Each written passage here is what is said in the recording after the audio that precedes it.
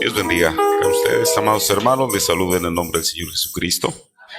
Primeramente agradezco al Señor que me permite estar aquí, también la confianza de nuestro pastor, nuestro hermano Manuel, de permitirme contestar algunas preguntas que ustedes han hecho.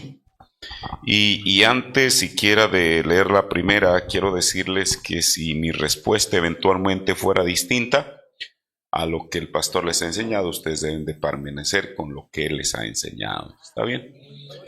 Bueno, me las acaban de entregar y voy a tratar de contestarlas a lo mejor de mi entendimiento y conocimiento, siempre pensando que que esto pueda disipar las dudas de quienes la hicieron. Pero antes de eso, vamos a ponernos en las manos del Señor. Padre Celestial, en el nombre del Señor Jesucristo, abordamos tu trono de gracia. Yo primeramente, como el más necesitado de tus hijos, Señor, pidiéndote, Padre, que en esta noche tú me ayudes, que tú me des, Señor Jesús, la revelación de tu palabra, Señor Jesús, que tú me des, Padre Celestial, el entendimiento y la sabiduría para poder, Señor, contestar estas preguntas que han sido puestas o que me han entregado por parte de tus hijos, Señor. Yo solamente me pongo en tus manos, Señor Jesús, y te pido que seas tú, Señor, el que puedas abrir mis labios y que palabras de gracia puedan salir de mí, Señor, para tu honra y tu gloria y edificación de tu pueblo. Amén. Tome en su asiento.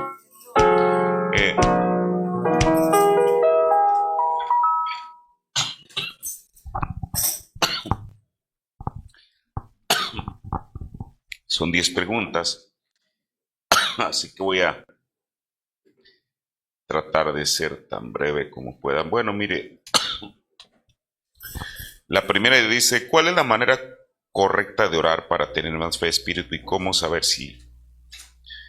que Dios me ha perdonado? Bueno, la primera pregunta es, la manera correcta, aquí sí, como no es específica, no sé si se refiere a la posición que uno debe orar, si de rodillas, de pie, acostado. Bueno, para cada una de estas opciones, y hay más todavía, hay Biblia para respaldarlas. Regularmente uno, pues siempre por respeto y reverencia a Dios, pues uno ora de rodillas, ¿verdad? Claro, aquí en la iglesia pues oramos de pie, desde luego. Y digamos, si se tratara en cuanto a la posición, mire, yo creo que el Señor, para Él no es tan importante la posición que una persona adopte para orar, sino la intención que tenga en su corazón. Porque yo creo que eso es lo que Él ve. Mire, por ejemplo, Jonás, ¿en qué posición debió de haber estado? En la ballena. Porque para comenzar, y allá, bueno, ellos tenían una consigna que para que una oración tenía que ser contestada, el orador tenía que orientarse donde quiera que él estuviera y mirar hacia donde estaba el templo.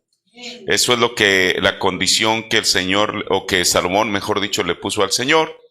Entonces imagine usted Jonás, y yo siempre he pensado, ¿por qué él dice que él oró hacia el santo templo? Y cuando él oró fue cuando la ballena lo escupe en la playa. Yo creo que, ¿cómo saber en un animal que quizá no estaba quieto, o si estaba quieto no sabemos, o en qué posición estaba, si realmente la ballena estaba en dirección hacia donde estaba el templo, o si estaba en sentido contrario o hacia otro lugar? Pero al menos Jonás tenía él sabía, él era judío. Y quizá él, hermano, bueno, esto es mi especulación, ¿verdad? Porque él sabía que solamente su oración podía ser escuchada si él estaba mirando donde estaba el templo. Ahora, quizá Jonás, estando en el vientre de la ballena y en el fondo del mar, quizá él no sabía dónde estaba el norte, el sur, el oriente y el poniente. Pero quizá el Señor le inspiró y dijo, bueno, quizá él fue girando por así como cuando uno trata de hacer una señal. Usted se acuerda, yo allá en aquellas antiguas televisiones que al menos allá en mi pueblo tenían una antena que a veces iba la señal y tenían que estar moviendo la antena como para buscar dónde podían tener una mejor señal. Yo creo que Jonás hizo eso, llegó a un punto en que la dirección en la que estaba Jonás estuvo en línea con el templo. Y fue entonces cuando su oración fue respondida. Ahora, en cuanto, por eso le digo, no es en sí de que uno diga, bueno, es que es más espiritual. Bueno, todas las posiciones el Señor las escucha. Porque la Biblia habla, incluso hay unos que estaban orando acostados, otros estaban orando de pie. Mire, yo estaba buscando, bueno, ya no me dio tiempo, si no yo lo hubiera leído los versículos de la Biblia, porque yo los he leído, donde la Biblia habla de todas las posiciones, ¿verdad? Ahora, ¿cómo saber que Dios me ha perdonado? Mire, el perdón primero se cree y luego se siente. Una persona no puede ser o sea, no puede sentir el perdón o no puede saber que está perdonado si no cree que ha sido perdonado. Para poder saber si uno ha sido perdonado, uno tiene que saber los derechos que uno tiene. Primeramente, bajo nuestra confesión, el Señor nos perdona. Porque el profeta, él dice que allá en sus inicios, él pensaba que Dios lo odiaba, pero que Dios lo odiaba, pero que Jesús lo amaba. Dice, pero entonces vine a darme cuenta que Jesús y Dios es la misma persona. Dijo que Jesús es el mero corazón de Dios. Ahora, una persona cuando va a Dios a pedir perdón es porque ha fallado, ha pecado. Y mire, delante de Dios no hay pecados grandes ni pecados chicos, todos son pecados. Porque a veces los que son escandalosos, uno se le eriza la piel, pero hay otros que aparentemente son muy hasta insignificantes, pero son pecados delante de Dios. Para el Señor es lo mismo un pecado de alguien que comete un homicidio o algo inmoral o incluso una simple mentira. Y al decir simple, no le estoy quitando el peso, sino muchas veces uno dice, una mentira delante de Dios, eso no cuenta. Claro que sí cuenta. Porque si usted ve en Apocalipsis, dice que los hechiceros, los idólatras, los fornicarios y los mentirosos no heredarán el reino de Dios. O sea, a todos los puso en una misma casilla. Ahora, ¿cómo saber que Dios me ha perdonado? Mire, yo le voy a contar una historia. El profeta dice que en una ocasión estaba, creo que en Kentucky, probablemente haya sido, y lo invitaron a predicar por allá a la montaña. Él predicó y entonces dice que cuando salió estaba un anciano en la parte afuera en la puerta con una linterna. Y entonces él lo abordó, este anciano, y le dijo, predicador, dijo, lo que usted dijo es verdad. Dice que Dios perdona. Dice, pero yo creo que Dios no me perdona a mí, dijo, porque yo he matado a 2 personas. Bueno, el profeta de Dios, desde luego, mire, porque yo creo que, y más un pastor, el profeta dijo que un pastor es un intercesor. Y Pablo dijo que un pastor es puesto a favor del pueblo, no en contra del pueblo. Así como Jesús es nuestro abogado, pero Él no está en contra de nosotros, está para defender nuestro caso. Imagínense que si Jesús estuviera en contra de nosotros, pues estamos acabados, como decimos ahí en México. Entonces el profeta de Dios, teniendo esa actitud, cuando en la misma persona él se descalifica, que no puede encontrar perdón de Dios porque ha asesinado a 2 personas, el hermano Branham le dice, no, claro que sí, el Señor lo perdona. Y entonces esta persona, para tratar de alguna manera resistirse al perdón, le dice, bueno, entonces hasta que yo no sienta el perdón lo voy a creer. Y el profeta le contesta al revés. Le dice, usted primeramente tiene que creerlo para sentirlo. Entonces, ¿qué quiere decir? Que una persona, porque la pregunta es, ¿cómo saber si Dios me ha perdonado? Bueno, lo primero que tiene que hacer la persona es creer que Dios lo ha perdonado. Hermano, y esta creencia no está basada en que, bueno, porque una persona, nosotros cuando le fallamos a Dios queremos ser perdonados. Pero el asunto es cómo tener la garantía de que Él nos perdona. Porque el diablo nos va a venir a decir todo lo contrario. No, Él no te perdona, es más, tú ese pecado ya no tiene perdón. ¿A cuántas personas el enemigo incluso ha sacado de la iglesia con un argumento así? Porque yo he lidiado con casos así donde la persona dice, no, es que el Señor no me perdona. ¿Por qué? Porque esto es lo que el diablo le ha puesto en la mente. Pero entonces el perdón también es un acto de fe. Primeramente yo tengo que creer que el Señor me ha perdonado. Y para creer eso, desde luego que mi creencia, así, mire, todo lo que nosotros creemos tiene que estar basado en la Biblia.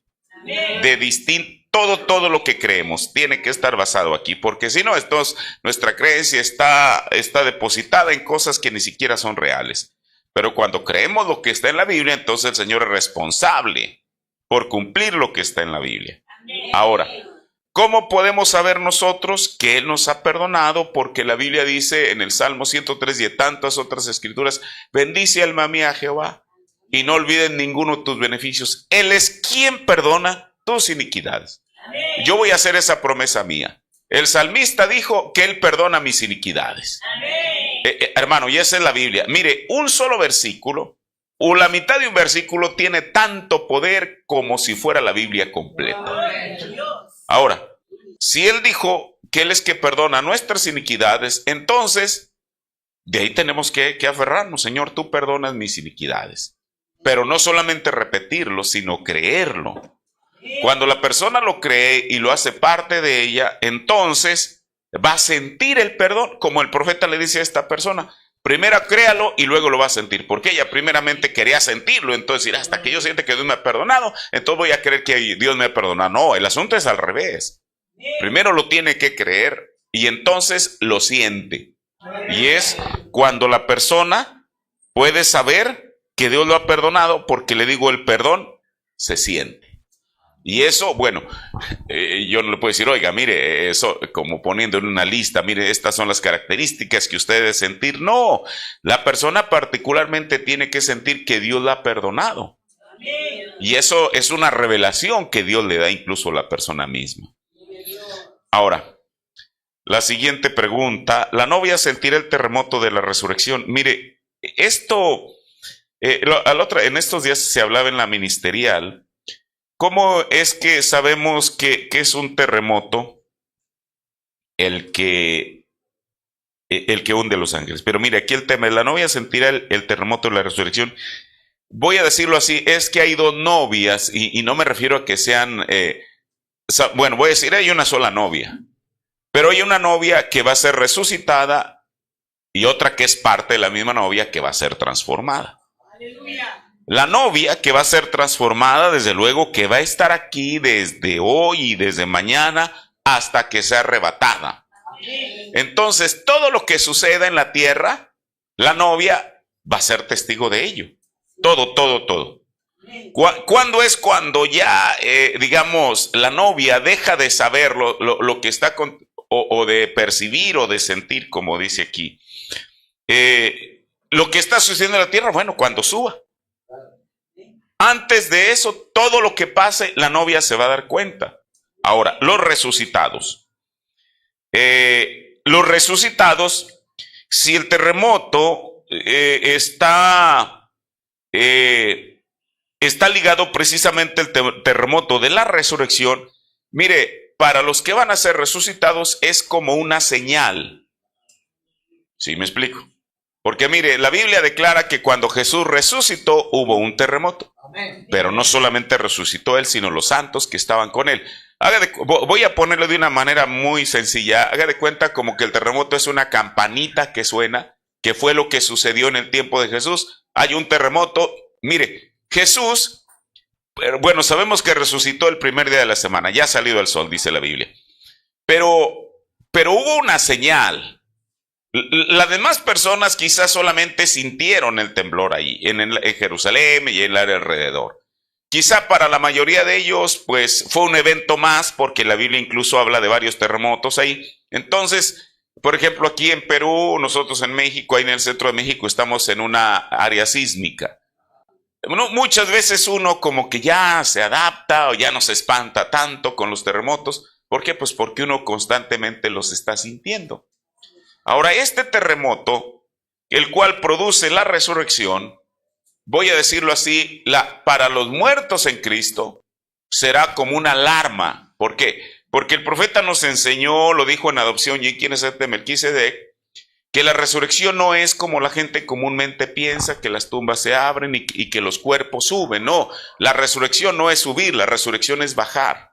Y usted dice, ¿a qué se refiere? Bueno, a que las teofanías van a bajar aquí a la tierra y aquí en la tierra van a recibir un cuerpo nuevo. Entonces, la novia sentirá el terremoto de la resurrección. Bueno, la que está viva se va a dar cuenta y desde luego que va a estar.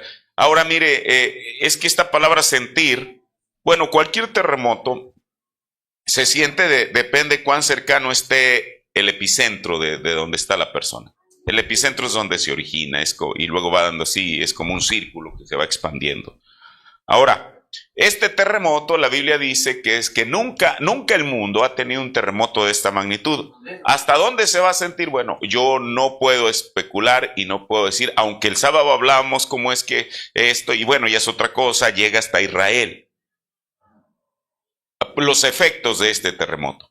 Ahora, por eso, si la novia sentirá el terremoto de la resurrección, la que esté viva aquí, sí se va a dar cuenta. Para los muertos en Cristo va a ser una señal que es tiempo que las teofanías bajen a la tierra para que reciban su cuerpo glorificado. ¿Habrá novia que muere en ese terremoto? Bueno, ahí sí yo no podría decir si sí ni no. Porque depende, mire, cuando el profeta de Dios habla acerca de, cuando él dijo acerca del terremoto de California, él dijo en pláticas privadas a hermano McHugh y a algunos otros que si ellos tenían familiares en California, que lo sacaran. Ahora, mire, por ejemplo, ahora hablamos con los ministros, el terremoto no es de Los Ángeles, hermano, es de California. Y no solamente de Baja California, la parte que está al norte de la frontera con México que pertenece a Estados Unidos, pero también en México hay 2 estados, es como una franja de tierra así larga, que es la Baja California. El asunto es que el profeta asocia el terremoto, digamos, lo que es el terremoto en la manera física, no en la señal espiritual que representa, sino física, con la falla de San Andrés. La falla de San Andrés entra a la América continental al norte de California y viene trazando una línea hasta que pasa por Los Ángeles, y Los Ángeles quedan del lado del océano. Porque de otra manera se salvarían de que se hundieran. O sea, damos por hecho que Los Ángeles se van a hundir, pero no solamente Los Ángeles. ¿Por qué? Porque si uno toma como referencia la falla, mire, solamente para que se dé una idea. Si uno manejara desde el extremo sur de Baja California, que está dentro del territorio mexicano, hasta la frontera, hasta Tijuana, usted manejando debe durar unas 20 y tantas horas. Sí, y nada más para que se dé cuenta lo que es el tamaño de la franja. Entonces, ¿qué quiere decir? Bueno, vamos a suponer, mire, yo le decía a los hermanos a manera de broma, yo he asistido a ministeriales ahí en Mexicali, Tijuana. Hay una ciudad que se llama Mexicali. Mexicali en parte de la ciudad está dentro, digamos, de la falla de San Andrés hacia el océano. Solamente la parte del aeropuerto es donde queda acá de este lado, ¿no? Yo una vez les decía a los hermanos, a los ministros, si no les gustó, les digo, miren, a como yo veo las cosas, toda Baja California se va a ir, Tijuana y todos esos lugares que hay en esa franja. Ahora, quizá, pues, como le quiero decir, uno no los puede forzar a que, no, pues váyanse de aquí. Y tampoco no creo que algunos de ellos lo hagan por... como le quiero decir, por negligencia o lo que sea, o porque sean testarudos, sino sencillamente pues ahí nacieron, ahí se criaron, o ahí han emigrado, etcétera. Por ejemplo, ahí en Tijuana, pues hay unas 2 iglesias del mensaje. Toda esa franja fronteriza van a tener que morir, yo no sé. Pero yo lo que sí creo es que sí habrá, probablemente si haya novia, que la sorprenda el terremoto, porque aquello va a ser impredecible. O sea, sabemos que viene pronto, pero tampoco no sabemos el día ni la hora. Quizá hay gente que sea sorprendida allí. Bueno, pues ¿qué es lo que va a pasar? Pues eso es lo que va a pasar. Los niños y bebés que nacen durante el milenio de la novia, ¿ya son salvos o serán juzgados más adelante? Bueno, mire, aquí la palabra clave es niños. Dios no es injusto. ¿Por qué? No hablemos del milenio, hablemos de esta noche. Si un niño es pequeño... La única manera en que Dios hace responsable a una persona es cuando traspasa la línea entre la inocencia y la responsabilidad. Por ejemplo, un niño pequeño que va a la escuela incluso puede ir a una majadería, pero no es... ¿Entienden esa palabra? Ok. Una majadería, pero no lo hace, digamos, con maldad, ¿sí me explico? Sencillamente lo escuchó y lo repitió, pero no sabe los alcances que esa palabra puede tener para que sea ofensiva. Ahora, los niños... al profeta le preguntaron que si los niños se irían en el rapto. Él dijo que sí eran hijos de creyentes. Pero yo voy a entrar a esto. que los niños o bebés que nacen durante el milenio, no de la novia, ya son salvos o serán juzgados más adelante. Bueno, todo el que no sea de la novia va a comparecer en el juicio del trono blanco. Eso lo sabemos. Incluso la Virgen Fatua, ella va a comparecer en el juicio del trono blanco. Como estos niños, mire, porque cuando ellos nazcan, y yo cuando veía esa pregunta digo, bueno, yo creo que ustedes, para que alguien tenga esa percepción, quiere decir que han sido enseñados, y no solamente enseñados, sino bien enseñados. Porque hay mucha gente, a mí me ha tocado incluso debatir en reuniones ministeriales donde hay hermanos que dicen y se plantan y nadie los va a mover de ahí, que sola la novia está. Pero el profeta nos dijo que están los 144,000. Y también las naciones. Ahora, van a comparecer, bueno, después de que la novia se vaya, suben el rapto, ya no hay más novia. Los demás, la Virgen Fatua, bueno, ya es Virgen Fatua, ya no fue novia. La demás gente del mundo, bueno, son pecadores, digámoslo en ese sentido. Ahora, estos niños, no importa si nacen de las personas más malvadas, que si van a ser salvos o serán juzgados más adelante. Bueno, desde el momento en que no son novia, van a tener que comparecer. Pero no es que vayan diciendo, bueno, es que un niño pequeño va a comparecer y realmente no sabe qué es lo que le depara el destino. No, porque Dios no lo puede juzgar por algo que él no hizo, ¿sí me explico? Entonces, porque no importa de la nacionalidad que sean, desde el momento en que no son novia, le repito, me paro en este principio, que es lo que el profeta nos enseñó, que el que no es novia, o sea, el que no es novia quiere decir el que no es resucitado para subir en el rapto, o el que no es transformado para subir en el rapto, automáticamente va a tener que comparecer en el juicio del trono blanco, que es el caso de la Virgen Fatua también. Y que sería el caso también de aquellos niños, vamos a suponer que el rapto aconteciera mañana y hay un niño que es hijo del vecino que tiene 4 años, bueno, él al no ser parte de la novia, pues tendrá que comparecer, no hay de otro. Porque los únicos, mire, es que ahí solamente hay 2 grupos, los que juzgan y los que son juzgados. Los que juzgan es la novia, los que son juzgados son todos los demás. Por eso en el libro de Daniel dice que él vio millares de millares, que el juicio fue preparado y las sillas fueron puestas, y dice que millares de millares le servían. Millares de millares son millones. ¿Quiénes son esos millones? La novia a través de las edades. Pero luego también habla y dice millones de millones. Esos ya son billones, que son ¿quiénes? Los que van a comparecer en el juicio del trono blanco. Y ahí es donde su destino ahí se decidirá su destino. La siguiente pregunta: ¿en el paraíso del Antiguo Testamento había ancianos o todos eran jóvenes? Y dices, Samuel 28:14, la divina vio a Samuel un anciano. Mire, hay cosas en las cuales uno no las puede probar con el mensaje porque el profeta no se refirió a ellas. Yo he pensado en esto y aquí está voy a decirlo así, mi posición o mi versión del asunto. Ahorita hablábamos que cuando Jesús resucitó algunos, porque también no dice la Biblia que fueron todos, fueron algunos de los santos del Antiguo Testamento, se levantaron junto con él. Ahora, mire, aquí en el mensaje también hay hermanos, y yo digo, bueno, ¿de dónde sacaron esa versión? Que dicen que realmente los santos del Antiguo Testamento estaban en el infierno. Y que de ahí fueron sacados y como alguien, digamos, sería como un purgatorio entonces, que pueden estar un cierto tiempo y de ahí son sacados. Bueno, yo esa situación no la puedo entender. ¿Por qué? Porque estaban en el paraíso y el paraíso no es un lugar de tormento. Entonces, ¿qué quiere decir? Que lo que sí yo puedo entender y puedo creer, efectivamente, como bien lo dice la pregunta, es que la Biblia dice que Samuel, que era Samuel, realmente el profeta Samuel, que ella vio un anciano. ¿Cómo podría uno de alguna manera intentar engranar eso? Mire, así como en la primera resurrección, que es la que estamos esperando, va a haber una transformación. Yo lo que puedo pensar es que aquellos santos, cuando resucitaron, cuando Jesús resucitó, tuvo que haber un cambio en ellos. ¿Sí me explico? porque en la sexta dimensión hoy en día no hay ancianos ni hay niños. Todos son de una edad, de la misma edad. Por eso yo quiero pensar que efectivamente, porque decir que no, no tengo mensaje para probarlo. Pero si digo que sí, bueno, tengo Biblia al menos para probarlo. De que, ahora mire, si en la Biblia no hay 10 referencias, con una que haya, bueno, pues a esa nos vamos a aferrar, porque no hay otra.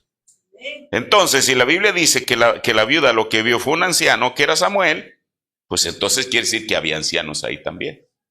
Solo quiero decirle, hablando de la quinta dimensión, el profeta de Dios al menos dice en 2 partes que ahí sí hay ancianos.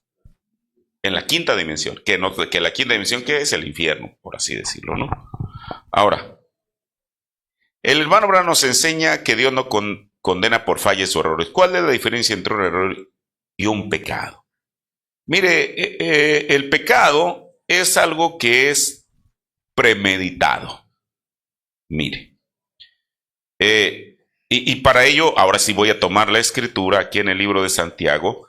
El profeta de Dios en el libro de las 7 edades de la iglesia, él dice, este es el curso que toma el pecado. Bueno, esa palabra curso contiene mucho, porque el curso es la trayectoria, el camino, el derrotero que toma el pecado.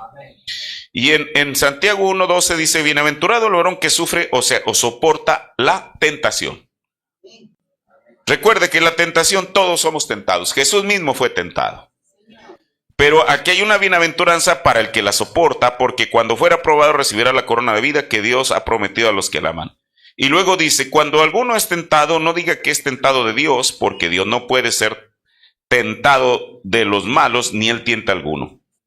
Ahora, y luego aquí en el verso 14 dice, sino cuando cada uno, o sea, cada persona en particular es tentado, cuando de su propia concupiscencia, mire, por eso no todas las personas son tentadas por lo mismo, porque cada uno de nosotros individualmente tenemos inclinaciones hacia cosas, hacia ciertas cosas.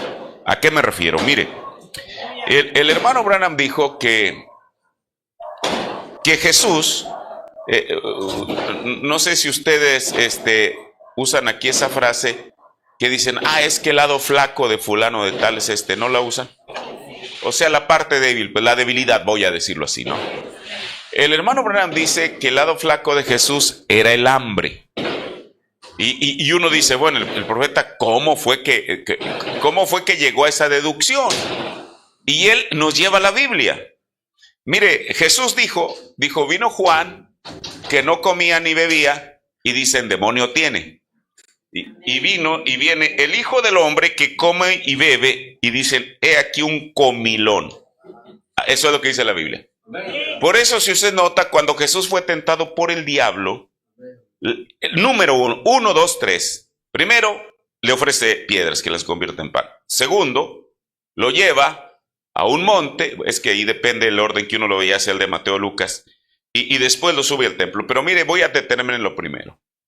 Si el profeta dice que el punto débil de Jesús, o el lado flaco, como nosotros le llamamos coloquialmente, era el hambre, Satanás lo primero que le ofreció le dijo, ahora imagínese, un hombre como Jesús, estamos hablando de Jesús el hombre físicamente, tenía 40 días en ayuno. Ahora el profeta dice, yo creo que Jesús sí tomó agua, solamente alimento no comía. Ahora imagínense un hombre cuya debilidad, voy a decirlo así, era el hambre, y luego que tenga 40 días ayunando, hermano, ahí la situación se agrava todavía para la persona, en este caso para Jesús. Y entonces, ¿qué fue lo que hace el diablo? Él sabiendo eso, porque mire, el diablo a cada uno de nosotros nos va siguiendo desde que nacemos, y él sabe cuál es nuestra inclinación. Y es ahí donde él va a atacar. Por eso a Jesús lo atacó que él saciara su hambre con aquellas piedras. Bueno, no que comiera piedras, sino que las convirtiera en pan y que saciara el hambre. ¿Por qué? Porque Satanás siguió a Jesús desde pequeño, su trayectoria, y él supo eso que el profeta de Dios nos dice. Por eso dijo, no, con esto y el hombre está acabado. Pero como dijo el profeta, él pensaba que se había enfrentado con Adán, con Moisés. No, Jesús era Dios. Ahora, pero cuando dice la Biblia, sino que cada uno cuando de su propia concupiscencia, o sea, de su deseo carnal, o sea, de su lado flaco, digámoslo así, es atraído. porque es lo que le atrae a la persona. Pero luego dice, y cebado, la palabra cebar, no sé cómo diga la versión 60, pero seducido. Mire, la palabra cebar es fomentar un afecto o pasión, es lo mismo seducido. Ok. O sea, primeramente la persona es atraída. Y la concupiscencia es decir, el deseo carnal después que ha concebido. Mire, Santiago lo pone como en el proceso que nosotros pasamos. Nosotros fuimos concebidos y después fuimos dados a luz. Ahora, el profeta de Dios nos dijo que la mente es la matriz del espíritu. Nosotros fuimos concebidos en la matriz de nuestra mamá. ¿Qué quiere decir? Que una persona, el diablo la puede bombardear con pensamientos que van a ser de acuerdo a aquello que él sabe que es su lado flaco. Y entonces, si uno deja que aquel pensamiento se anide, por eso, mire, el hermano Branham en una ocasión tomó una frase que él la tomó de Martín Lutero. Martín Lutero dijo que uno no puede evitar que los pájaros vuelen sobre nuestra cabeza, pero sí podemos evitar que hagan nido. El hermano Branham toma esa misma frase para hablarnos de esto. ¿Por qué? Usted no puede evitar que un mal pensamiento, el peor mal pensamiento, pueda venir a su mente. Pero lo que sí puede evitar es que haga nido. ¿Por qué? Porque Santiago nos dice que la concupiscencia, o sea, el deseo carnal, una vez que ha concebido, y aquello no se concibe en la mente, se concibe en el corazón. Porque Jesús dijo, del corazón nacen los malos pensamientos, los adulterios, todo lo malo no nace de la mente, viene del corazón. ¿Por qué? Porque una persona puede ser tentada a hacer lo malo y aquí está, aquella ave que quiere hacer nido. Mire, y hay dos ejemplos muy claros en la Biblia. La Biblia dice que cuando Abraham ofreció el sacrificio en Génesis 15, dice que las aves de los cielos venían y revoloteaban sobre su cabeza. Pero dice la Biblia que a Abraham las ahuyentaba. O sea, no dejaba que las aves se posaran sobre su cabeza. Y más adelante, ahí mismo en Génesis, cuando la Biblia nos habla de la historia del copero y el panadero, cuando el copero se ve a sí mismo, el panadero mejor dicho, él dice que llevaba un canastillo, pero ese canastillo no lo llevaba en la mano, lo llevaba en la cabeza. Así es como dice la Biblia. Y las aves se posaron sobre el canastillo que lleva, pero el asunto es que según el sueño que él mismo dijo, y yo creo que como no sabía la interpretación, por eso es que él no lo modificó ni lo manipuló a su conveniencia, él no sabía de qué se trataba, pero como él no ahuyentó las aves que estaban sobre el canastillo en su cabeza, él fue el que a los 3 días fue colgado en la horca. Ahora, eso solamente nos da un tipo. Que una persona, usted y yo, podemos ser bombardeados con distintos pensamientos, pero mientras no los dejemos anidar, no va a pasar nada. Pero una vez, porque aquí es la matriz del espíritu. El profeta dijo que en la palabra la siguiente original lo dijo lo dijo como 3 ocasiones, que la mente es la matriz del espíritu. En lo natural, un niño o un bebé se concibe en la matriz. Entonces, ¿el pecado dónde se concibe? Bueno, aquí. Pero después de la matriz del espíritu pasa al corazón. Y entonces, dice la Biblia, en Santiago 1:15, la concupiscencia, o sea, el deseo carnal, después que ha concebido, ¿qué es lo que va a hacer? Da a luz el pecado, y el pecado siendo cumplido engendra muerte. Por eso yo le decía, en el libro de las 7 veces de la iglesia, el hermano Branham llama esto el curso. O sea, el derrotero que sigue. No es algo que de pronto ahí apareció accidentalmente, no, es algo que comenzó precisamente con una tentación, con algo que vino a la mente de la persona. Y la persona nunca fue cuidadoso de ahuyentar eso, así como las aves. ¿Y qué fue lo que hizo? Lo indujo al pecado. Por eso esa es la diferencia. ¿Cuál es la diferencia entre un error y un pecado? Bueno, pues que el error es algo que usted no está premeditado, que no está premeditándolo, el hacerlo. ¿Sí me explico? Y el pecado, bueno, ese es el error. Y el pecado, bueno, es aquello, le repito lo que el hermano Branham dice, o lo que Santiago nos dice aquí, que lleva un curso, una trayectoria. Entonces lo que terminó allá es porque comenzó aquí. O sea, fue caminando, caminando, avanzando, avanzando, avanzando, hasta que llegó a donde tenía que llegar. Ahora, déjeme ver. Oiga, yo creo que lo voy a tener aquí hasta medianoche. Voy demasiado despacio. Voy a irme tan rápido como pueda.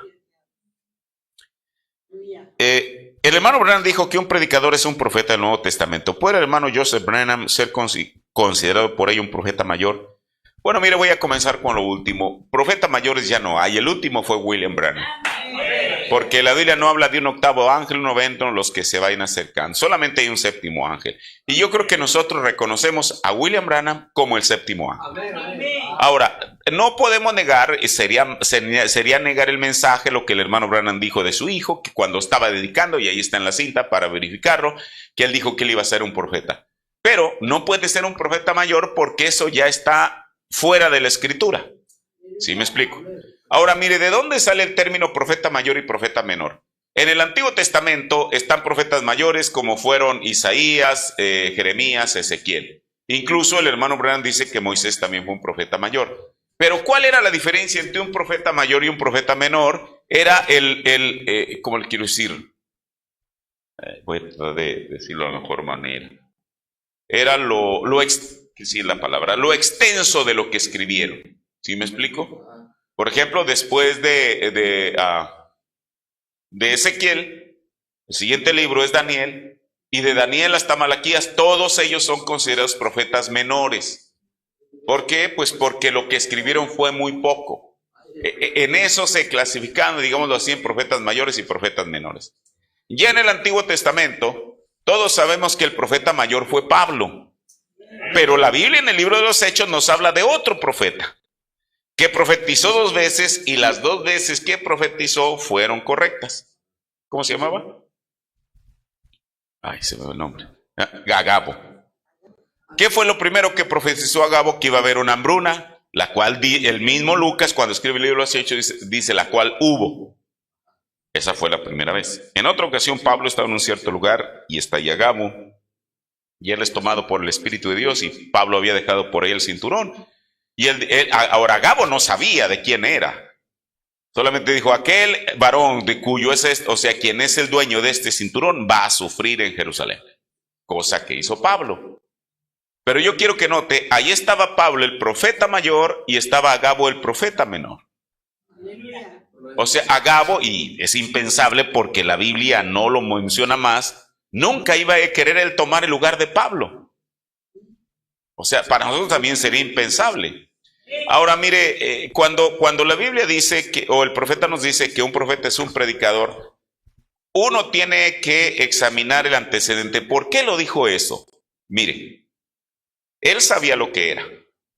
Y entonces muchas veces cuando él pasaba personas a la línea de acción, porque el ángel le dijo, mira, si eres sincero y haces que la gente te crea, o sea, una persona para poder ser sanada, primeramente tenía que creer lo que él era. Por eso muchas ocasiones le decía a la persona, ¿cree usted que es un profeta de Dios? Y pues la gente asentía, ¿no? Sí, creo. Bueno, entonces el Señor le otorgaba la sanidad. Pero en la audiencia era otra historia, porque la gente muchas veces había escépticos que decían, no, este hombre está diciendo que él mismo era un profeta. Y entonces él, para tratar de suavizar aquello, decía, bueno, es que saben, un profeta es un predicador. Bueno, pues es verdad, pero un profeta es algo más que un predicador también. Yo soy un predicador. El hecho de que yo, el pastor, cualquiera seamos predicadores no quiere decir que somos profetas, ¿sí me explico? Un profeta es un profeta, pero él trataba de decirlo en esos términos para que a la gente no fuera tan drástico, digámoslo así, la declaración de él. Para nosotros hoy en día no nos causa ni escándalo ni nada. ¿Por qué? Porque nosotros ya lo reconocimos como profeta. Aún si él no hubiera dicho que un profeta es un predicador, con que él hubiera dicho un profeta es un profeta, punto, así lo asumimos porque no estamos identificados. Ahora, que si el hermano Joseph puede ser considerado por ello un profeta mayor, bueno, ni con esta declaración ni con otra, y lo digo con respeto, al menos mi creencia personal es que el hermano Joseph no es un profeta mayor. Y no lo digo esto por degradar su figura, yo lo respeto, lo amo, pero tampoco no puedo darle un lugar que la Escritura no le ha dado. ¿Sí me explico? Sería ir en contra de la palabra de Dios. Si solamente hay un profeta prometido, Malaquías 4:5, he aquí yo os envío, él es el profeta, Yo desde que tengo uso de razón aquí en el mensaje, siempre he creído que Malaquías 4:5 es William Branham. Y uno no puede hacerle una extensión de ese versículo. Bueno, es que este hermano es una... No, claro que no, la Biblia no se maneja de esa manera. Entonces, eso es lo que yo puedo decir en cuanto a esto. Dice, en Salmos 4:1 hay una palabra ensanchar. Dígame qué significa. Bueno, mire, voy a abrir la Biblia aquí en Salmos 4:1. Salmos 4:1. Dice, mire, para poder la respuesta, uno tiene que ver de qué está tratando aquí. Dice, respóndeme cuando clamo, oh Dios de mi justicia. Estando en angustia, tú me hiciste ensanchar. Ten misericordia de mí y oye mi oración. Ok, aquí la palabra es, ¿qué significa esta palabra que dice, tú me hiciste ensanchar? Mire, esta palabra literalmente en el hebreo significa, me has hecho lugar.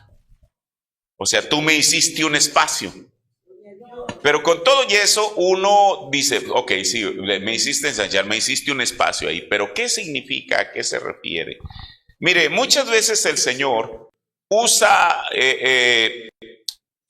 frases en un sentido figurado.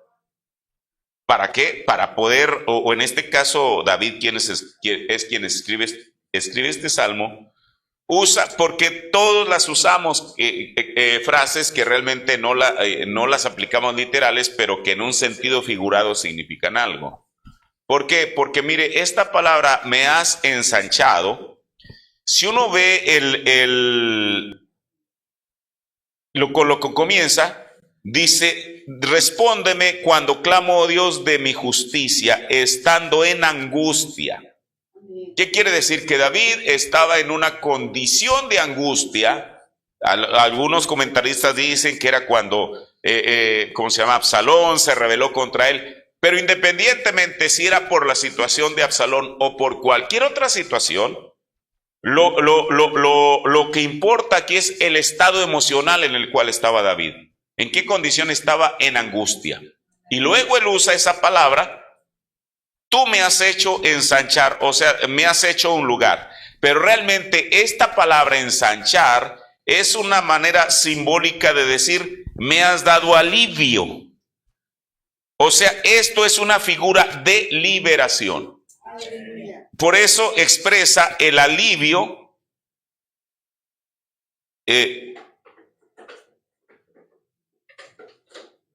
impartido en contraste con la aflicción, indicada por la palabra angustia. ¿Qué quiere decir? O sea, cuando David usa la palabra, le decía ensanchar, esta palabra significa me has dado alivio. ¿Qué quiere decir? Que él está hablando de algo en consecuencia de lo otro. O sea, yo estoy angustiado y tú me has hecho ensanchar. ¿Qué quiere decir? Yo estaba angustiado, pero tú has dado alivio a mi angustia. Le digo, literalmente esta palabra es, me has hecho lugar. Y le decía, es lo que quiere decir, me has dado como liberación, como cuando alguien está en un alivio, siente como que deja escapar la presión y aquella condición, aunque quizá lo que lo está causando, aquella angustia quizá no cambie, pero la persona comienza a tener una paz dentro de ella misma. A eso es a lo que se refiere el salmista. O sea, en la angustia tú me has dado alivio, me has dado liberación. A eso es a lo que se refiere. Dice, ¿por qué cuando oran por mí siento una especie de convulsiones y siento mareos? También cuando estoy alabando me dan estas reacciones. Mire, también para serle franco, aquí yo no podría decirle bueno, es que también depende. Si una persona, por ejemplo, tiene una enfermedad que es crónica, o sea, que siempre está allí y se ora por la persona, pues aquello que está causando aquello tiene que reaccionar. Mire, por ejemplo, cuando dice la Biblia que cuando Jesús oraba por una persona, por ejemplo, cuando oró por aquella persona que tiene epilepsia. Ahora, el hermano Branham nos dijo que la epilepsia es un demonio. Dijo, lo que los médicos llaman epilepsia, para mí es un demonio. Y mira, a mí me llama la atención que en la Biblia que yo uso, que es la versión antigua, dice que el muchacho era lunático. ¿Por qué usa la palabra lunático? Porque eso está relacionado con la luna. Usted sabe que cualquier persona que tiene epilepsia, cada que hay un cambio en la luna, eso trae un efecto sobre la persona. Por eso se llama lunáticos, porque la luna, así como la luna produce un efecto sobre la marea, y eso ustedes que viven aquí muy cerca del mar lo saben.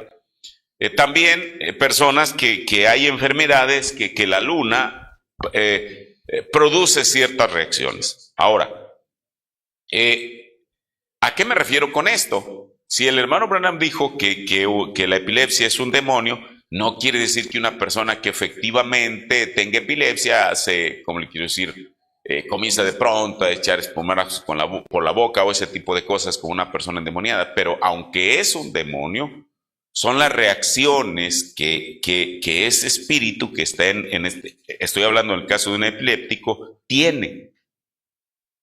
Ahora, dice que aquí el hermano dice o la hermana dice que siente una especie de convulsiones y siento mareos. Bueno, quizá es que tampoco yo no sé si se ora por él o por ella, por alguna enfermedad, pues a lo mejor es la reacción que tiene. Porque mire, no todas las enfermedades son provocadas por demonios. El profeta nos enseñó, dice que, por ejemplo, digamos, una persona que está en una silla de ruedas porque tuvo un accidente y se fracturó la espina dorsal, pues no es un demonio el que causó eso, fue un accidente. Es más, nosotros decimos que diabetes, y el hermano Branham, mire, yo recuerdo haber escuchado algo así que dijo como que era una enfermedad, no sé si usó la palabra química o algo, ¿no? Entonces, por eso es que no todas las enfermedades producen ese tipo de reacciones, depende qué es lo que está originando la enfermedad. Dice, también cuando estoy alabando me dan estas reacciones. Bueno, yo quiero atribuirlo, sin decir algo fuera de lugar, es que a lo mejor eso mismo que está causando la enfermedad, pues quiere en la persona el perturbarlo para que no adore al Señor como lo debe de hacer. Es lo que yo podría decir. La siguiente pregunta: ¿se puede asistir a una misa que hacen de un difunto, de un familiar cercano? Mire, yo cuando leí la pregunta estaba pensando en mi propia experiencia. Mi papá ahora en estos días falleció en 1985. Y desde luego que, él aceptó al Señor en lo último de ya, cuando su corazón estaba dando las últimas palpitaciones. Pero siendo que aquel entonces, pues, mi familia, mi mamá entre ellas, porque ella aceptó al Señor, pero muchos años después, pues eran de fe católica. Incluso cuando él estaba ya en los estertores de muerte, trajeron un cura y bueno, usted sabe. Y yo pues para comenzar no estaba en mi casa y bueno, él hizo lo que tenía que hacer.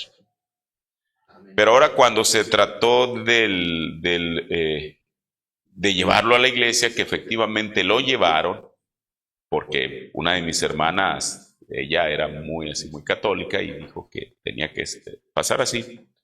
Bueno, pues yo tampoco no podía impedirles, ¿verdad? Y al final, y a veces cuenta mucho, yo no ayudé nada porque pues no tenía dinero. En aquel tiempo estaba en planes de casarme y lo poco que tenía, pues lo estaba ahorrando. Entonces, ¿qué fue lo que pasó? Bueno, mire, mientras metieron el cuerpo a la iglesia y el cura, bueno, le dijo ahí la misa, yo por mi propia determinación decidí no entrar. Yo me quedé afuera. De todas maneras, mire, el hecho de que bueno, quiero decirlo esto. Cuando una persona fallece, Job dijo que la persona ya no percibe. ¿Qué quiere decir? Que si alguien llora o no llora ante el cadáver, eso no le hace ni bien ni mal a la persona, ¿no? Que si yo voy a la misa o no voy, eso no es que, digámoslo así, que si yo no entro a la misa, quizá pudiera decir, la persona se va a sentir mal. No, ya no siente, porque ya lo único que quedó ahí en el ataúd es la materia, que no percibe, es la palabra que usó Job. Entonces, bueno, Yo le estoy diciendo, eso fue lo que yo hice. No quiere decir de que lo que yo hago es el patrón exacto y que todo el mundo lo tiene que hacer, ¿verdad? Porque después de todo, usted sabe, ¿para qué es una misa? Mire, por eso hay una gran diferencia entre una misa o un funeral católico y un funeral cristiano. Porque nosotros no vamos a estar rezando para pedirle, como ellos lo llaman, por el eterno descanso de su alma. Como dice, mire, aún es difícil. A mí me ha tocado predicar infinidad de funerales de personas que nunca aceptaron al Señor. Y uno dice, bueno, ¿qué voy a decir? Bueno, tengo que decir lo que dice la Biblia, porque al final de cuentas yo no le estoy predicando al difunto, le estoy predicando a los oyentes, y yo siempre aprovecho la oportunidad para decirles que hay un Salvador y no estar sintiendo lástima del difunto, porque digo, no percibe. Pero sí decirle a la gente, bueno, él ya terminó como haya terminado, pero ustedes todavía tienen una oportunidad.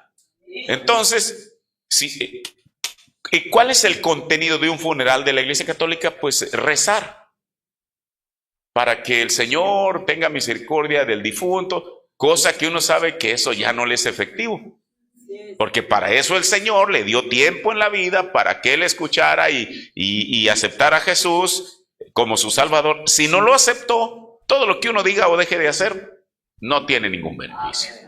Entonces le digo, eso es lo que yo hice, y le repito, no quiere decir que usted lo tenga que hacer, porque de todas maneras, hermano, ¿qué beneficio le hace al difunto, verdad? Dios lo bendiga. Dice, el hermano Branham tuvo muchas reuniones con los masones. ¿Podría explicar qué línea era esa denominación? Porque hoy son vistos o relacionados con algo satánico.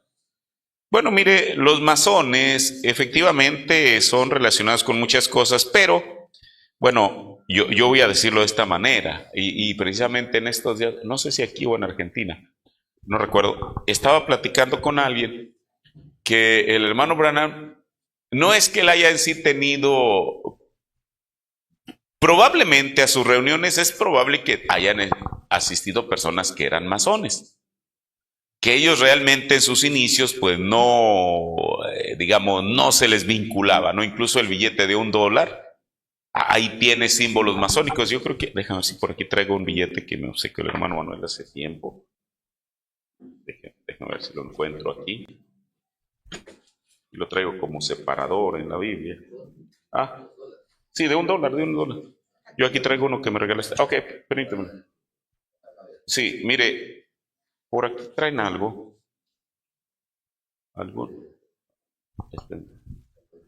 Es el mismo, nada más déjame ver. Bueno, alguno de estos, o no sé si es de $1 o de otro billete, traen algún simbolismo de los masones. Porque mire, sí, gracias, no, está bien así, gracias. Mire, depende cómo la persona percibe lo que se va a decir, pero mire, el punto es este. El profeta de Dios desde 1947, desde el 47, él predicó en un templo masón. Bueno, no predicó una vez, predicó varias veces. ¿Por qué lo hizo? Bueno, pues porque para comenzar, el hermano que lo invitó tenía una iglesia muy pequeña y no cabían ahí los hermanos que iban a sus reuniones. Después de ahí mudaron la gente que se orara por ella a la iglesia del hermano Pablo García, el papá del hermano Bernabé. Y después de ahí, esa iglesia, que el hermano Bernabé dijo en su momento que cabían 500 personas sentadas, pero bien podían meter 1000. Después, ese espacio ni siquiera era suficiente. ¿Qué es lo que tuvieron que hacer? En algunas ocasiones rentaron una carpa y ahí hicieron las reuniones, pero en otras ocasiones rentaron este salón masónico, ahí en Phoenix.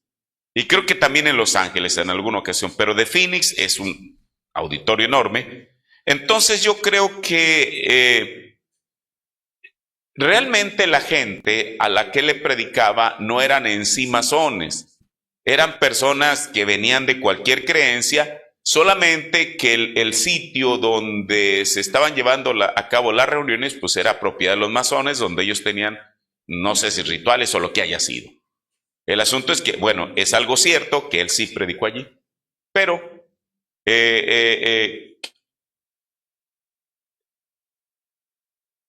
al decir que tuvo muchas reuniones con los masones, más bien yo quiero entenderlo que tuvo reuniones en edificios que eran usados para los propósitos de los masones. Y eso, pero que él haya tenido alguna relación así con ellos, no tengo conocimiento. ¿Por explicar qué línea era esa denominación? Porque hoy mire, no son una denominación, son como una fraternidad, le llaman ellos, ¿no? Ahora se dicen muchas cosas, en el internet hay cosas, yo he visto algunas, pero que es una sociedad secreta, mejor dicho, y que tiene sus costumbres, sus juramentos, sus grados, etcétera, etcétera. Y yo como nunca le he puesto mucho atención a eso, bueno, he visto documentales, pero no me he dedicado exactamente a examinar sus formas, por eso es que yo no podría, digamos, decir mucho al respecto. Ahora que si en sus rituales tienen algunas cosas satánicas, probablemente pudiera ser, pero también no podría ser, le digo, porque yo no tengo mucho conocimiento en cuanto a esto. Escuché decir el hermano Bernabé García que una señal del tiempo final sería que sacarían al hermano Branham de su lugar como profeta por su muerte. ¿Podría ser esto escritural? Bueno, mire, no sé realmente en qué contexto es que el hermano Bernabé declaró eso. Y tampoco, ¿por qué, hermano? Porque la gente, y yo digo, nosotros como creyentes del mensaje, a veces uno no encuentra el justo medio. Mire, el profeta dijo en su tiempo que había gente que lo hacía Jesucristo y había gente que lo hacía el diablo. Y todos sabemos, y él me dijo, pues yo ni soy ni el diablo ni soy Jesucristo. Entonces, ¿qué tiene que hacer? Mire, nosotros por lo que creemos, y digo en plural, por lo que cree el hermano Manuel, que también es lo que yo creo, yo a veces he sido acusado de que yo adoro a William Branham. Bueno, pues yo, si estoy bien de mi mente, yo nunca lo he adorado. Pero también por el otro lado, para que no digan que no digan que lo estoy adorando, yo tampoco no le voy a quitar el mérito que Dios le dio, ni la posición que Dios le dio. Entonces, por eso que lo iban a sacar de su lugar efectivamente, porque los espíritus siguen siendo los mismos. Hay hermanos aquí en el mensaje que efectivamente lo hacen Dios, que bautizan en su nombre, oran en su nombre, cosas como esas. Y esto no es nuevo, ya tiene como 50 años. Bueno, más desde 1959-60 comenzó en Canadá, luego Estados Unidos y después hace 50 años en Latinoamérica. Entonces, efectivamente hay gente pero también por el otro lado, así como hay gente que literalmente lo adora, hay ministros que ya no lo requieren. ¿Por qué? Porque ellos, sus prédicas tienen su propia línea, ya sus propias deducciones, sus propios tipos, etcétera. Y es más, para ellos es hasta escandalizante mencionar el nombre del profeta de Dios. Pero yo digo, bueno, hermano, Jesús dijo, ¿no escribió David en los Salmos? Mire, porque yo he escuchado que hermanos que pretenden ser espirituales, ministros, dicen, sí, así como dijo el Espíritu Santo, le voy a poner un ejemplo. Como dijo el Espíritu Santo que obediencia a la palabra le da derecho a la señal. Bueno, yo sé que lo dijo el Espíritu Santo, pero ¿por qué tengo que tener algún prejuicio o algún escrúpulo en decir como dijo el hermano Branham? Porque al final de cuentas él lo dijo. Era el Espíritu Santo, no estamos quitándole el crédito al Espíritu Santo, pero ¿a qué me refiero? A esos extremos han llegado, donde la gente ya se escandaliza por todo y de todo. Por eso, pues yo creo que aún yo podría estar de acuerdo con esta declaración, que en que podría ser escritural. Bueno, pues yo creo que lo que es es lo que está sucediendo. Jesucristo nació, murió y resucitó en abril. Se cumple el mismo tipo con el profeta. Nació en abril, pero fue enterrado en abril, resucita en abril. Mire, sería irresponsable de mi parte el hecho de que yo le diga que sí. Bueno, hay por ahí una cita que ahorita no recuerdo, donde él menciona la palabra primavera. Pero con eso yo no puedo asegurar. Ahora, mire, el profeta dijo, yo tengo mis propias creencias, a lo mejor yo las tengo también. Pero yo creo que ha llegado el momento en el cual, en este caso usted, o lo que el ministro le diga, lo que uno le diga, pues tiene que tener alguna base escritural para poder hacer una declaración. Entonces, esto que es que si él, así como Jesús murió en abril, resucitó en abril, que si se cumple el tipo con el profeta de Dios, bueno, él ciertamente nació en abril. Que si él resucita en abril, bueno, yo ahí tengo que ser muy franco con usted. Yo respondería, no sé. No estoy negando eso, pero tampoco lo estoy afirmando. Porque para afirmarlo yo tendría que decir, es que miren, sí, él dijo esto y esto y esto y esto. Como no lo tengo, pues no puedo asegurarlo en ese sentido. Nuestros seres amados que ya partieron pueden comunicarse con nosotros a través de los sueños o de otra forma. Mire, yo escuché una vez al hermano Perry Green que dice que en una ocasión fue con el hermano Branham y fueron a visitar el cementerio donde estaba sepultada Hope. Donde está la hermana Meda, ella está sepultada en la misma tumba, por así decirlo, donde está el hermano Branham. La hermana Hope y Sharon Rose están en otro cementerio. Acá donde está el hermano Branham se llama Easter. El que está allá se llama, se me va ahorita el nombre. Yo he estado en ambos cementerios. Incluso donde está Hope y donde está Sharon Rose es a unas tumbas de ahí donde está el hermano Neville y su esposa, sepultados. Pero voy a esto. Dice el hermano Perry Green que el hermano Branham lo llevó en una ocasión ahí a visitar la tumba de Hope. Y entonces él dice que cuando recién falleció Hope, dice que él iba, bueno, en su angustia, incluso él habla de un senador por ahí que le decía que si él seguía conservando su religión después de todo lo que le había acaecido. Pero dice que él le dijo que cuando él iba a visitar esa tumba, había un árbol. Mire, y hay una foto, hoy en día ese árbol ya no existe, ¿por qué? Pues porque han pasado muchos años. Pero yo al menos tengo una foto todavía donde había todavía por ahí un retoño, como se le llama. Pero dice que había un árbol ahí junto a la tumba y que el hermano Brown le dijo que él podía ver a Hope ahí. Otra cosa, cuando también lo dijo el hermano Green. Mire, ahora yo estoy tomando los dichos de él, no, porque dice, oiga, ¿dónde dijo el profeta eso? No, por eso yo estoy citando de quien lo escuché. Dice que cuando falleció la mamá de la hermana Meda, o sea, ella de su segunda esposa, dice que pues ella estaba muy angustiada, algo natural, estaba por ahí sentada en un sofá y estaba angustiada. Y entonces él, a manera de consolarla, le dijo, mira querida, tu mamá está ahí donde está el sofá. Dijo, pero no trates de hacer contacto con ella porque es espiritismo. Ahora, que si pueden comunicarse con nosotros a través de los sueños, aquí sí a esto sí se puede probar por el mensaje. En 1950 el hermano Branham estaba en Memphis en una reunión. Y entonces dice que llegó un anciano de color y estaba ciego. Y entonces que este anciano, cuando él se acerca a él, bueno, no sé si estaba ciego, tú conoces también la historia, está en nombre enviado de Dios.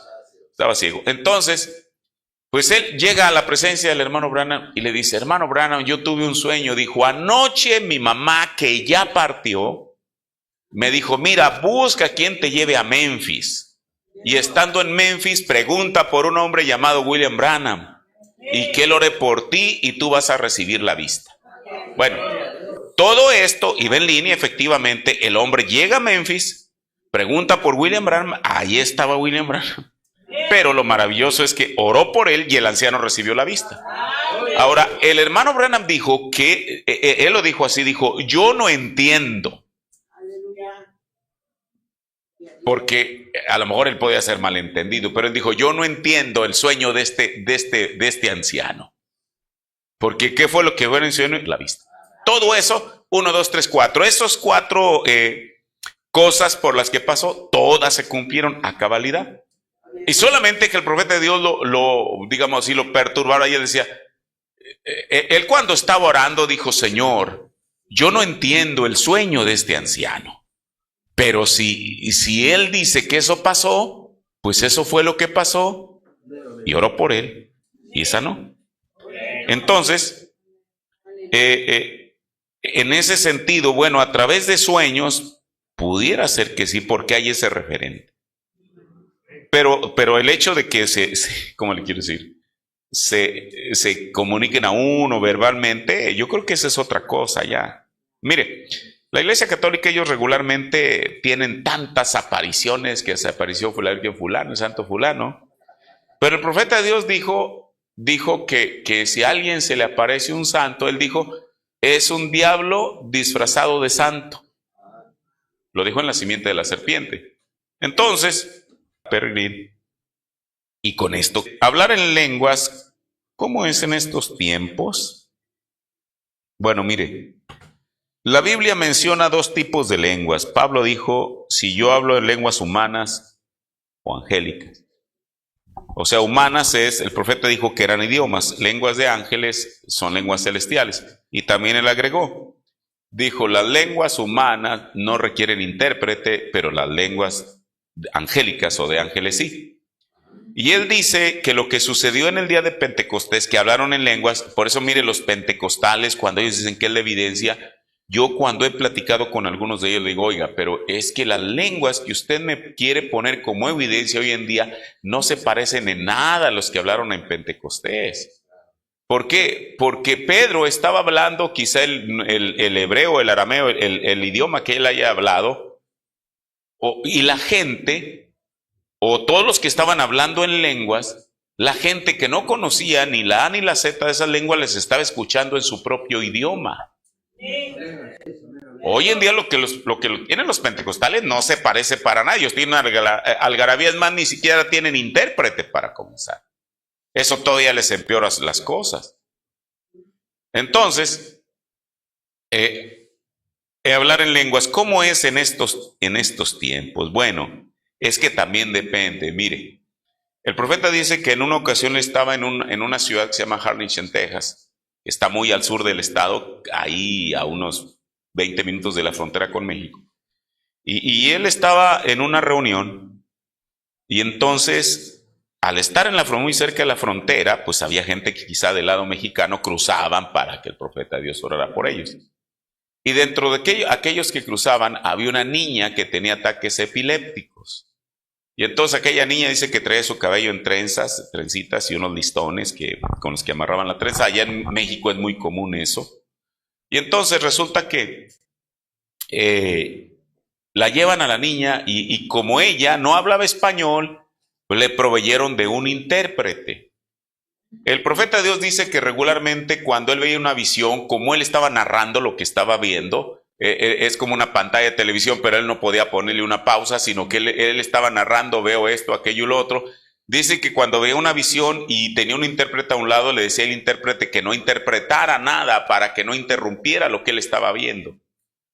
Entonces, dice que de pronto dice, bueno, yo veo una niña, y dice, es una niña así, con un listón en sus trenzas, ella está comiendo unos granos de maíz y eso tiene un efecto con ella que le produce epilepsia. Dice que cuando él terminó de narrar la visión, que la niña le dijo al intérprete, dijo, oiga, yo no pensaba que él hablaba español. Y entonces el intérprete le dijo, no, pues él no habló español. Y mire, el profeta dice que dijeron, que el intérprete le dijo, hermano Branham, la niña dice que usted está hablando español.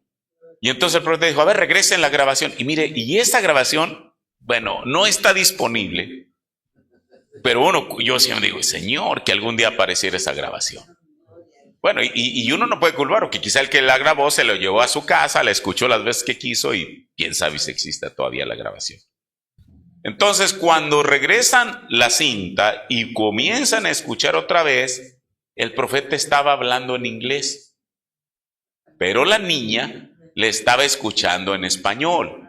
El hermano Branham dice, eso fue lo que sucedió en el día de Pentecostés. Pedro estaba hablando en arameo y el que era de Arabia le estaba escuchando en árabe, el que era de Egipto en egipcio y así sucesivamente. Pero hay otro testimonio que da la hermana Luisa, la hermana de Oscar, el indio, el que se le perdieron las yeguas y que las encontró. Dice que en una de las visitas que hizo el hermano Branham al campamento ahí en Canadá donde ellos vivían, a la reserva, porque ellos eran indios, dice que la mamá dice que Oscar hablaba un inglés ahí medio entrecortado, pero la mamá de ellos no hablar una sola palabra en inglés, ni una sola. Y entonces dice que el profeta llega ahí y pues saluda a los que podían entender inglés. Y sale la anciana, que era la mamá. Dice el hermano Green no, y esto también lo dijo Luisa, más bien Luisa, la hermana de Oscar. Dice que el hermano Green estaba montado en su caballo. Y entonces de pronto la anciana, que no hablaba una sola palabra en inglés, comenzó a decirle cosas al hermano Branham. Y él se las respondió en inglés. El hermano Branham estaba entendiendo lo que esta mujer le estaba diciendo en su propio dialecto, y ella le estaba entendiendo lo que el hermano Branham le estaba contestando en inglés. Ahora, si lo traemos y lo empatamos junto con el caso de la niña mexicana, pues esto fue lo que sucedió en el día de Pentecostés. Por eso es que ellos no requirieron ningún intérprete, sino que era un idioma que ellos estaban hablando, pero el Espíritu Santo tomó control y voy a decir de esta manera, el mismo Espíritu Santo les tradujo a ellos en tiempo real lo que la persona estaba hablando. Esas son las lenguas humanas. ¿Cuáles son las lenguas de ángeles? Aquellas que requieren un intérprete. Una persona puede hablar en una lengua desconocida se requiere un intérprete, es lo que dijo Pablo, para que él dé el mensaje de lo que la persona está diciendo. Ahora mire, yo les he dicho a los hermanos en la iglesia, la razón por la cual hoy en día no hay tantas lenguas en la iglesia es porque miren, la denominación, la gente puede decir una sarta de cosas y como nadie juzga eso, ¿sí? Y se lo atribuyen a Dios. El profeta hoy en día puso un filtro. Dijo, si una persona cree que tiene un mensaje en lenguas, que lo hable en la oficina, y que jueces, testigos espirituales escuchen la interpretación, y si ellos consideran que es de Dios, que se lo digan a la gente. Y si no, se quedó ahí. Pero aun cuando dijeran, sí es de Dios, es una profecía, y resulta que la profecía no se cumple, dijo, hay que orar por esa persona que habló en lenguas para expulsar ese espíritu de mentira. Por eso nosotros, teniendo el conocimiento del mensaje, pues nadie se quiere arriesgar a menos que sea genuino, porque también creo que debe haber algo genuino. Pero alguien que por emoción, pues va a ser evidenciado, y a quién le va a gustar eso. Bueno, pues creo que 2 últimas, muy bien, espero no haberme tardado tanto. Entendí que el profeta trae terremoto, entonces el terremoto de Alaska fue traído por el hermano Branham. Mire, es que hay una gran similitud. Voy a comenzar por último, el de Alaska del Viernes Santo de 1964. Antes que eso sucediera, otra cosa le voy a decir, no es que lanza la piedra y inmediatamente tiembla, eso sucedió a los 2 días. El Señor, bueno, a todos los hermanos que estaban ahí con él, porque ahí en el monte Sunset donde ellos estaban es un lugar, bueno, ahí a un lado está donde está el perfil del hermano Branham dibujado. Yo estuve la primera vez en el año 1989. Recuerdo que esa ocasión estaba ahí un ministro norteamericano que era el hermano Roy Carpenter, y me acuerdo que él estaba diciendo, aquí quizá no conocen los mezquites, ¿verdad? No.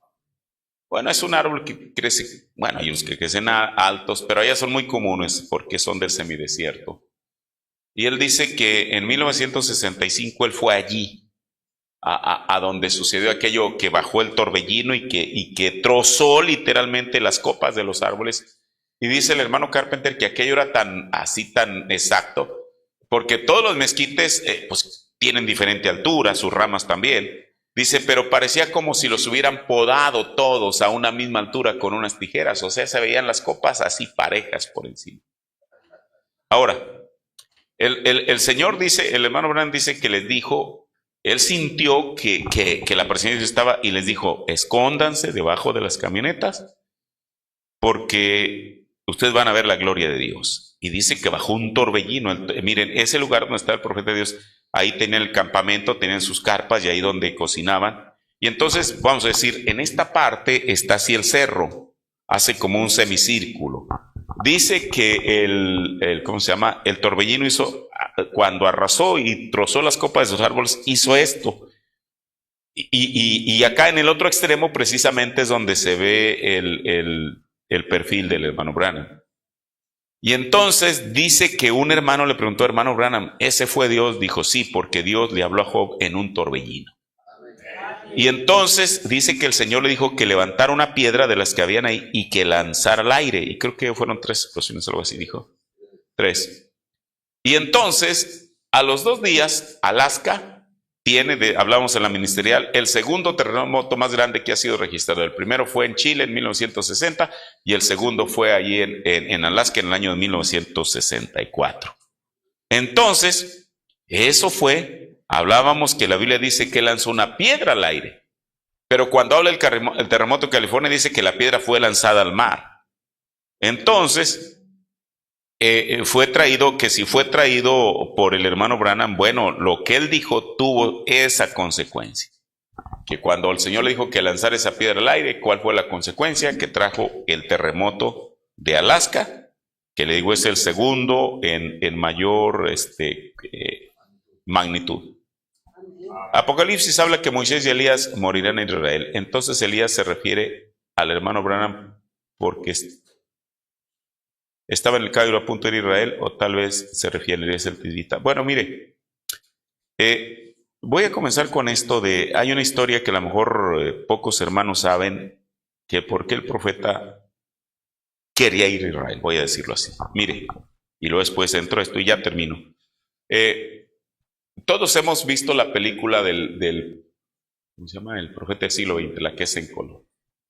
Comienza cuando dos varones están entrando ahí por el césped de la casa, tocan el timbre y entonces ya les abre y la siguiente toma es que ya están ellos en el sofá y ahí ya comienza el diálogo. Hermano Branham, pero si ustedes notan, esa película fue editada desde luego. Él primero comienza a hablar precisamente de la columna de fuego, de cuando era niño, pero hay una parte donde ellos debieron de haberle hecho una pregunta, pero eso no es, quizá lo cortaron de la filmación, porque de pronto uno de ellos dice, el hermano Branham contesta esto, a esa pregunta que no se escucha ahí, y dice, sí, hermano Cobbs dice, yo creo que mi ministerio será de gran ayuda, algo así, en Israel. Pero si uno ve la película, un minuto atrás el profeta no estaba hablando de Israel. ¿Qué quiere decir? Que ellos le lanzaron esta pregunta y solamente unieron con lo que yo estaba la respuesta que él da. ¿A qué me refiero? Mire, para eso uno tiene que investigar la historia. Estos dos hermanos eran papá e hijo. Ellos tenían una iglesia muy grande en California que se llamaba el Templo Calvario. Ellos dentro de sus intenciones estaba que ellos querían tener como una sucursal, voy a decir, de esa iglesia, pero en Israel. Ellos sabían que si ellos van y se ponen en una esquina ahí a predicar y a hablar del Mesías, la gente los debe ignorar, porque a los judíos no les interesa. Pero si llevaban a un hombre que tenía las señales que tenía el profeta de Dios, eso iba a llamar la atención. Entonces, ¿qué fue lo que hicieron? En 1954, aprovechando el viaje que hizo a la India, llegó al Cairo. Y entonces de ahí iba a tomar el siguiente vuelo, que sería a Israel, a Tel Aviv, quiero pensar, al aeropuerto. Y ya sabemos la historia, que el Espíritu Santo le dijo que no, porque no era el tiempo. ¿Por qué? Porque ellos, al profeta de Dios, lo iban a usar para sus propios intereses. ¿Qué quiere decir? Que él vaya y predique, que nos deje un nutrido grupo de creyentes judíos que ya están listos para bautizarse. Pero eso nada tenía que ver con los 144,000, porque ellos ni siquiera vislumbraban eso. ¿Me explico? Por eso el Espíritu Santo le dijo, hey, no, espérame, no, pues no es el tiempo. Y él no fue. Ahora, que Elías, que si se refiere al hermano Branham, mire, es que hay una pregunta que el hermano Branham, o una declaración que él dice que podría ser un predicador moderno, pero yo no por querer contradecir al hermano Branham, pero hay más citas donde él dice que es Moisés y Elías. Porque la Biblia, aunque no les pone nombre, dice que son testigos. Y dijo el profeta, un testigo es alguien que ha visto algo, que ha tenido una experiencia. Y la Biblia da las referencias. Dice, porque en los días de su profecía cerrarán los cielos en los días de su profecía. ¿Quién cerró los cielos? Elías. ¿Por cuánto tiempo fueron? Por 3 años y medio, dice la Biblia. Y también Jesús lo dijo. Y también pueden convertir el agua en sangre. ¿Quién convirtió en el agua en sangre? Moisés. Entonces, tan solo porque son testigos, por lo que ellos ya experimentaron en la antigüedad, por eso, además que el profeta fue enfático en eso, para mí no hay duda alguna que son los mismos Moisés y Elías, los que les van a predicar a los 144,000.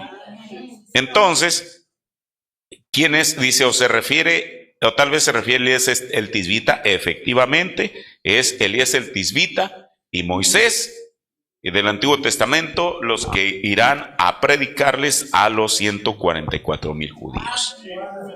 Así que, mire, yo sé que muchos individuos aquí en el mensaje han dicho que ellos son, y bueno, pues han regresado con las manos vacías para no ir lejos, ¿no? Entonces ya con eso uno dice, pues no fueron a conocer Tierra Santa, y qué bueno que la conocieron, pero que trajeron evidencia ni una sola. Mire, ya con esto terminó. El hermano Perry Green dice que, bueno, quizá ustedes saben, quizá no, un individuo, un puertorriqueño que se llamó William Soto. Este personaje, él decía que era Moisés y Elías en uno solo. Bueno, eso ya en sí, pues va en contra de la Biblia, porque son dos testigos, no uno, pero él se asumió, ok. Entonces, como ya había gente que lo seguía, para poder demostrarles a sus seguidores que realmente eso era, él va a Israel literalmente. ¿Qué consigue? Pues nada, eso es natural, no iba a conseguir nada. El asunto es que sus seguidores, nadie lo inquirió, le dijo, oye, mira, tú nos prometiste, tú dijiste que tú eras Moisés y Elías, ¿dónde están los 144,000? Nadie lo hizo. Pero en una ocasión asistió a una reunión de Perry Green y él se sentó ahí en la audiencia. Y el hermano Perry inmediatamente lo reconoció, y ahí en presencia de todos los asistentes le dijo, hermano Soto, tú dices que eres Moisés y Elías y acabas de ir a Israel. Ven aquí al púlpito y diles que... y le dijo, pero tú regresaste con las manos vacías. Dijo, ven aquí al púlpito y dile a la gente qué fue lo que conseguiste. Hermano, el hombre, cuando vio que ya había sido convocado a pasar aquí al púlpito, en vez de venir al púlpito con los que traía alrededor, se salieron por la puerta principal y desaparecieron en medio de la noche. Es que es un fraude. Y cualquier individuo que diga que él va, o que es Moisés y Elías, pues va a ser otro fraude. Entonces, bueno, hermano Manuel, gracias por la confianza, gracias a ustedes también por la confianza. Espero que esto que hemos hablado, y les repito, no estoy diciendo que yo tengo las mejores respuestas, no las tengo. Inclusive si lo que dije es distinto a lo que el hermano les ha enseñado, quédense con lo que les ha enseñado. ¿Está bien? ¿Me lo prometen? Bueno, gracias.